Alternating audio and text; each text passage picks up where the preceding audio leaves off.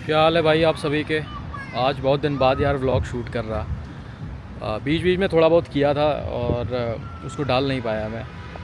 मतलब 3-4 वीडियो तो बना लिया था, कुछ डिफेक्टिव गाड़ियों के ऊपर भी, कुछ ऐसे नॉर्मल व्लॉग्स भी। लेकिन यार एडिट करके डाल नहीं पाया, उतना टाइम नहीं मिल पा रहा था। इधर उधर थोड़ा सा बिज़ी था, शेड्यूल थोड़ा टाइट था। और बीच में कुछ दिन के लिए मुंबई चला गया था इस गाड़ी से। ये सफारी आपने पहले भी देखी होगी, लगभग 1 साल पहले मैंने मंगवाई थी। टाटा मोटर से आई है और पिछले महीने मतलब जनवरी में लिया था मैंने इसे। और लगभग 20 दिन इसको ड्राइव किया मैंने, 5,500 किलोमीटर के आसपास। दिल्ली से मुंबई, नासिक, पुणे ये सब होते हुए फिर मैं लखनऊ आया हूँ और ये गाड़ी अभी हमारे पास ही है। तो अभी मैं इसे चला रहा हूँ भाई, काफ़ी ज़बरदस्त गाड़ी है। प्रॉपर वीडियो अगर पॉसिबल हो पाया तो मैं बना दूंगा एक, किस तरह ये चलती है, क्या माइलेज दिया इसने। थोड़ा बहुत मैंने रिकॉर्ड किया था वहाँ पे, पूरा व्लॉग नहीं शूट कर पाया उस ट्रिप का। एक्चुअली कोई ऐसा घूमने नहीं गया था मैं, थोड़ा काम था, 1-2 लोगों से मिलना था। और सीन ये हुआ कि मुंबई जाने से 1 दिन पहले, मैं वैसे प्लान तो था कि वीडियोस बनाते हुए चलेंगे, उसमें कोई प्रॉब्लम होती नहीं यार, सिर्फ कैमरा खोलो और बोलते चले जाओ। लेकिन 1-2 दिन पहले इतनी ज़्यादा मेरी तबीयत ख़राब हो गई, बुखार हो गया, ज़ुकाम हो गया। ये तब हुआ जब मैं रास्ते में था, लखनऊ से दिल्ली के रास्ते में। तो अब वापस आ नहीं सकते थे, तो किसी तरह और ड्राइव भी करना था तो चलाते चले गए। मतलब थोड़ा बहुत शूट करने की कोशिश की थी लेकिन आवाज़ ही नहीं निकल रही थी। वो जुकाम में होता है ना कि बिल्कुल बोलने का मन नहीं करता है, तो वही सीन था। चुपचाप किसी तरह से मैं ड्राइव कर रहा था। भाई अभी हमें दिल्ली मुंबई एक्सप्रेस वे पे यहाँ आए थे दिल्ली, थोड़ा मीटिंग थी सौरभ भैया के साथ। लेट हो गया मीटिंग में, अभी हो रहा है 4 बजने वाले हैं। टाटा मोटर से मंगवाया यार सफारी। मैंने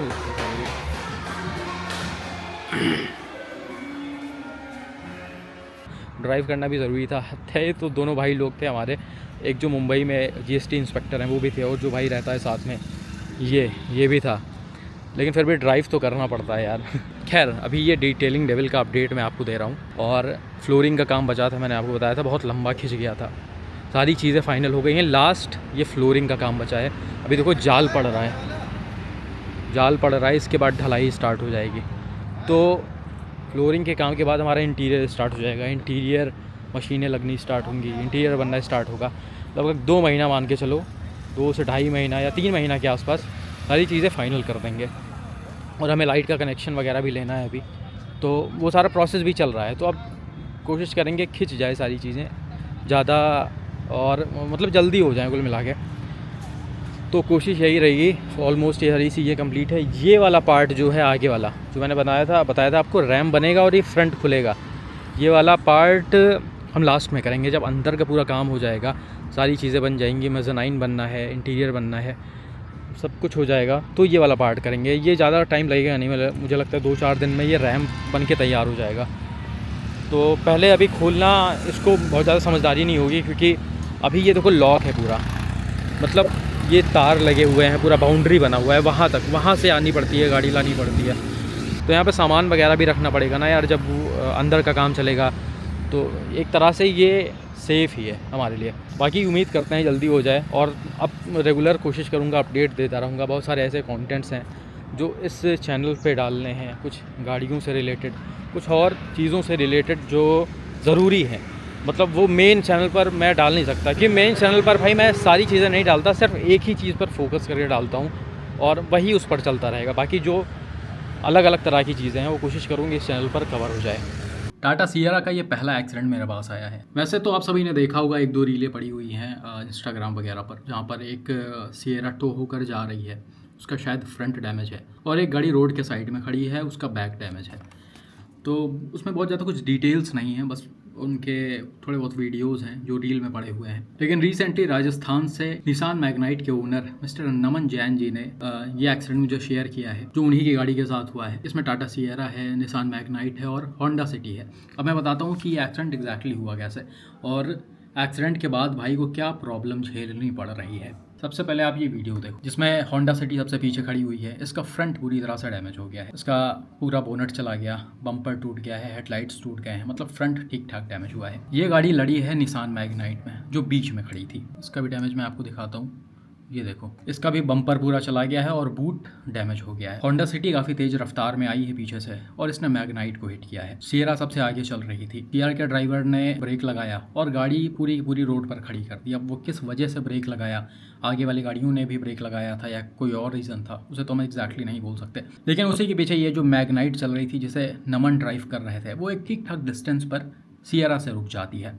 लेकिन इस होंडा सिटी की स्पीड इतनी ज़्यादा तेज़ होती है, सिटी लिमिट्स में आप समझ सकते हो इसे 60-70 के आसपास चलाया जा रहा था, ऐसा मैग्नाइट के ड्राइवर का कहना है। इसका ड्राइवर टाइमली गाड़ी को कंट्रोल नहीं कर पाए और इन्होंने सीधा आकर मैग्नाइट को हिट कर दिया। इम्पैक्ट ज़बरदस्त था। मैग्नाइट ने आगे जाकर सियरा को हिट कर दिया। अब ऐसी चीज़ें आपने देखा होगा काफ़ी ज़्यादा आम है। रेगुलरली मैं अपने मेन चैनल पर ये सारी चीज़ें दिखाता हूँ कि एक सेफ डिस्टेंस मेंटेन करके रखना कितना ज़्यादा ज़रूरी होता है और सिचुएशन के हिसाब से अपने गाड़ी की स्पीड को रखना भी बहुत ज़्यादा ज़रूरी होता है। सिटी की रोड है, उस पर बहुत ज़्यादा ट्रैफिक है, तो उस पर आप अपने हिसाब से स्पीड को रखोगे। वैसे तो सिटी के अंदर की जो स्पीड लिमिट होती है वो 40 से ज़्यादा नहीं होती है, लेकिन फिर भी आप वहाँ पर ट्रैफिक के हिसाब से गाड़ी को ड्राइव करते हो और एक सेफ डिस्टेंस मेंटेन करके रखना हर जगह बहुत ज़रूरी होता है, ताकि आगे वाली गाड़ियाँ अगर किसी वजह से रुक रही हैं, खासकर सिटीज़ के अंदर तो अचानक ब्रेक लगता ही लगता है, तो आप एक सेफ डिस्टेंस पर रुक जाओ, जैसा कि मैग्नाइट के ड्राइवर ने किया है। लेकिन सिटी के ड्राइवर डिस्ट्रैक्ट थे या तेज़ रफ्तार में चला रहे थे, इन्होंने आकर हिट कर दिया।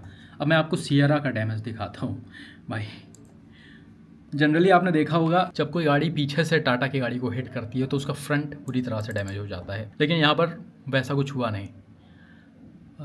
ये टाटा सियरा है, इसका बूट कुछ हद तक अंदर घुस गया है, आपको दिख रहा होगा ये चीज़ जो है वो अंदर घुस गया, टेल गेट डैमेज हो गया है इसका।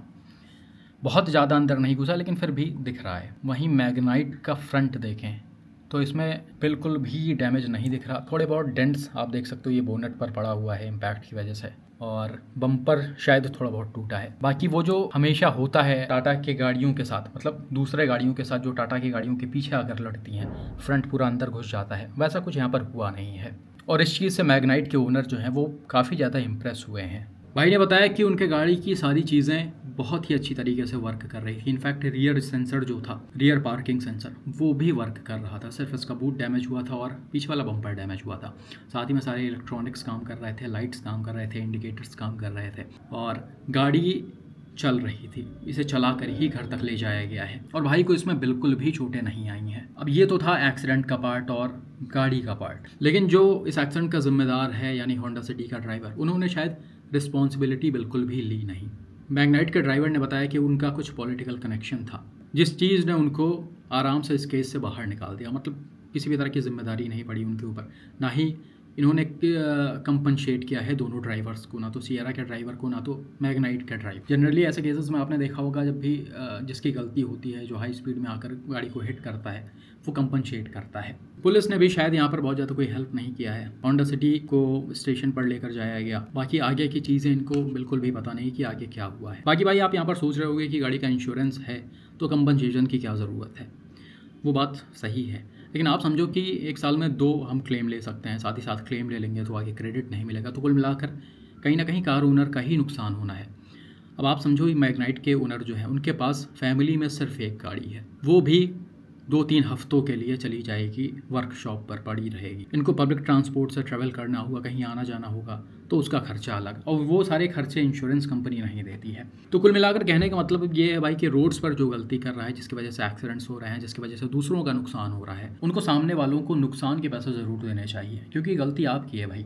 हम तो आराम से गाड़ी को चला रहे थे, सारी चीज़ों का ध्यान रख के गाड़ी को चला रहे थे, सेफ डिस्टेंस मेंटेन करके गाड़ी को चला रहे थे और एक ठीक ठाक डिस्टेंस पर गाड़ी रुक भी गई है।